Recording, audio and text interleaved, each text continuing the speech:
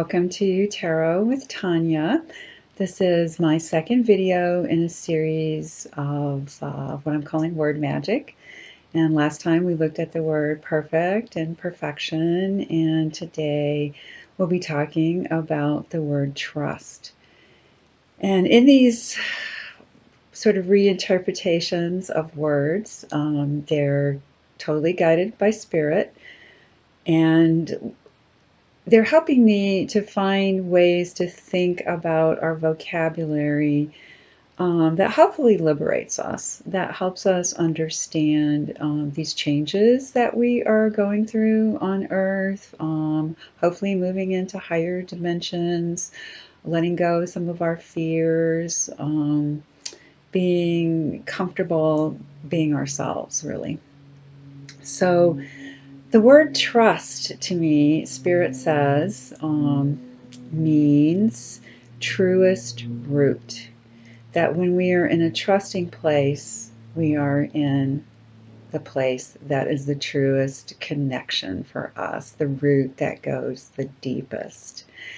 And the word is connected to an old root, D-E-R-U, Deru, I'm not sure how to pronounce it, but it means to be firm, solid, steadfast. It's also connected to the word wood, to the word tree, to pledge, to truce, true, faith, which is another word I'll do a video on soon, loyalty, and tryst, as in a waiting place, tray, trough, and druid, which means the knower of trees, and trust, a word that means support to me.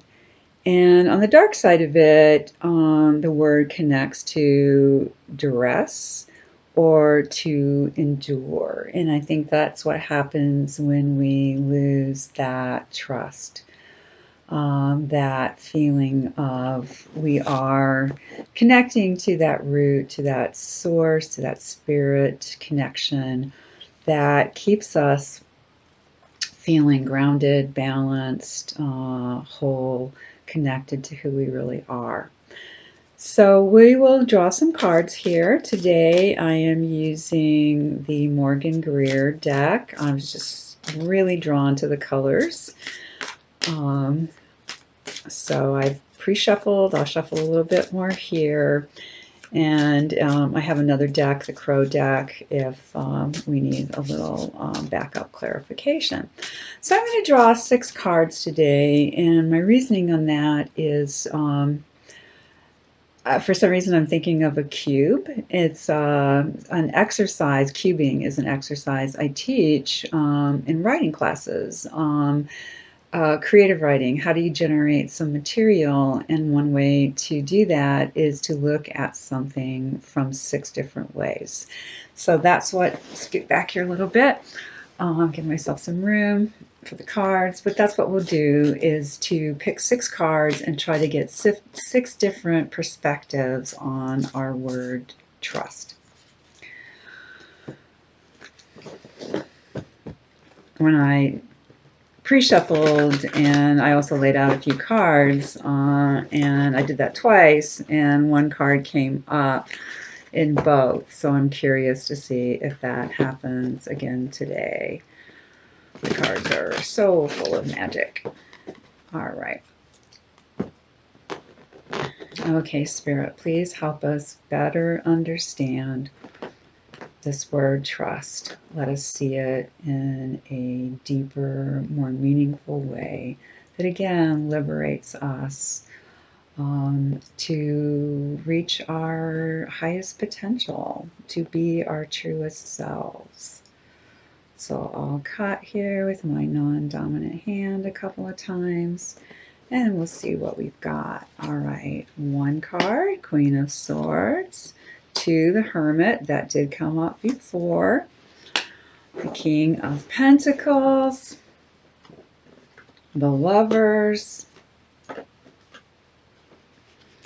The Fool. And Wheel of Fortune. Wow, that's a lot of major cards for a 6-card draw. So the first one that came up is the Queen of Swords. I love her in this deck with her wonderful red flowers, her roses, her golden crown, her very firm, but not what we call white-knuckled, just firm, strong grip there on her sword. And some people refer to the sword as the sword of truth. And I do think that this is a sword of truth in this situation. So, truth, what does this word really mean? Can we trust? Can we have faith in that? And, this source really strikes me as a source of illumination also here, almost a silvery light. And that helps us, I believe, see beyond the veil, that we can't take everything in as human beings. It's too much. We'd be overwhelmed. All this information, all of these feelings, all of this knowledge from the spiritual realm. It would just be too much. So we get glimpses, we gain more insight. Hopefully we raise that vibration and bring ourselves back closer to what I call home too. Many do. And it feels to me like she is really helping us see through that veil, or see a little bit into it anyway, and have that trust. And the air cards, the swords, are associated with knowing, with that knowledge. And I think she's there to say yes, that there is a soft knowing, because she is a queen. It's not a king or a page or a knight or something. It's a queen here who is showing us that there's a feminine side to this understanding. To me, that's an openness. And the second card that came up was the Hermit. And when I mentioned that this one came up when I was working with this word before, earlier today. And I so felt that that light, it seems to be held in front of the Hermit. I'll bring it a little closer so you can see better. But it's really, I think, to illuminate what's within. The Hermit goes to the cave, is alone, deliberately isolates the self to see what's really in there, and hopefully to bring some wisdom forward. And here he has a staff, and that is touching the earth, which is a sign of being grounded. So there's the illumination that we get, a deep insight. It is brought up in the self and then hopefully shared with others. And I think the Hermit stands for trust in the self. So the Queen, we might say the Queen of Swords, is trust in our knowing. And the Hermit, to me, is trusting in a deeper way. It's beyond the knowing. It's the wise self that resides within each of us. After that came the King of Pentacles. So here we are. We're up to 3 sides now, 3 different ways of thinking about this word. So Pentacles, earth sign energy, connected to tangible, touchable things. And when you have the king, of course, that's the master of it. Some say that this is the very slow king. He really takes his time. He has a hard time getting started. But I see him more as being deliberate, slow, feeling things through the entire body, the whole vibration of that word. And he's resting his hand on this large pentacle here, and again has a staff. We can't quite see where that one connects, but it is surrounded by green. And green is heart energy, green is abundance. I even see some connection here with him and the green man energy.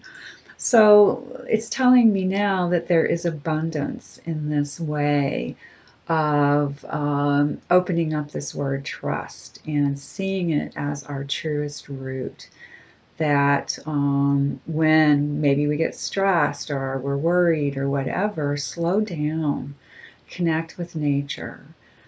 Trust that you are protected, guided, you know what to do. So go into those deep roots with the earth that we all share. Then next came the Lover's card. And this one is ruled by Gemini, which is interesting, you know, pairs, twins, things like that. So what is maybe a duality in this word? How can we take it and feel like we have a very genuine sense of that word that maybe we've had to reconcile in some way? Often, you know, our media focuses on the negative frequently. We know that. It's great to get information, but if we're too focused on what's scaring us, then I think we get pulled away from that true root, from our trust. And I'm thinking also of this in connection with others. Like the other cards were solo. This one is a pair, a partnership, people working together. And when we do that, it can be more challenging for me. Some people, you know, feel more relaxed with that. Oh, well, I don't have to be the sole one here. But others start to feel, you know, am I going to stay, again, true to myself? Can I be myself? Can I trust myself when I'm involved with another, with others, with a larger group, and so forth? And I feel like this one so much says, yes, you can. And we have these beautiful calla lilies here. These white lilies can be a sign of purity. Also, a sign, I think, of going back to original things, simple, beautiful, original, maybe agreements that you have with others. And of course, it mostly matters that relationship within the self. And you might think of it as anima, animus, anima being if you identify as a male personality primarily, then you have an inner female, an anima. Or if you identify primarily as a feminine personality, you have an inner male called an animus. These are Jungian terms. So the card very much speaks to that, I think, as well. And well, let's just say it. You know, we have a lot of, I think, lack of trust between the genders in many ways. And you know, how can we bring ourselves into a place of trust with that? And I think the Lover's card is encouraging that. And then came the Fool, the beginning. I always think of Humpty Dumpty sat on a wall. Humpty Dumpty had a great fall, and all the king's horses and all the king's men couldn't put Humpty Dumpty back together again. We all have to move from our innocence into experience. And often that's a place where we lose our trust, right? We get more experience. We're like, oh, I did this and this bad thing happened, so I don't think I want to do that anymore, you know, which is a totally understandable, self-protective kind of way of thinking. But it also can trap us. So the Fool is ready to just step forward, has everything he or she needs, a little dog for companionship, and you know that's such a symbol of trust. You know, our so-called best friend, a little open spirit to go on the journey. So everything is there. Everything that we have already is what we need, and what we will need in the future will come to us. So it's trusting that, again, we are connected to Source, that Source is taking care of us, that we were set on this journey to learn, to experience, and to always believe that Spirit has our back and will be there for us as we gain that experience and our needs change. And then our last one on our word trust. Oh, excuse me, wrong one. Grabbed that one already. This is the one I was after. Wheel of Fortune. So it's a little bit odd depiction. You can't see the wheel as well in this particular card, this deck, as you can in some others. But I like that in a way. You see these figures here who it's a king and a queen, or maybe the emperor, the empress. They're on top of the world. And maybe this is the legs of the fool. I'm not sure, spinning around. So it's another card that does call for trust. We have cycles of change. If you know from the Taoist, the only constant is change. And a lot of us can get very nervous when we feel like change has not been chosen, when it's out of our control. And of course, that happens a lot to all of us. From small things to very large things. And what do we do about that? So the Wheel of Fortune, to me, is yes, things can appear from different perspectives as that wheel of life turns around and we understand in new ways. But it's always going forward for our highest good. Even when it might appear that things are not fortuitous, that they're going in a direction that we don't feel great about, just wait. Let whatever stirred up clear. And when you have that kind of clarity and you go back into your heart and you apply that principle of trust, our truest root, then we will be guided. We will know what to do next, where to go next, how to take care of ourselves and those we love. So I hope this has helped you. Thank you so much for being here with me today. And I will post below how to get hold of me for a tarot reading. And in the meantime, I wish you all a beautiful day, evening, night, whatever it is when this finds you. Take care.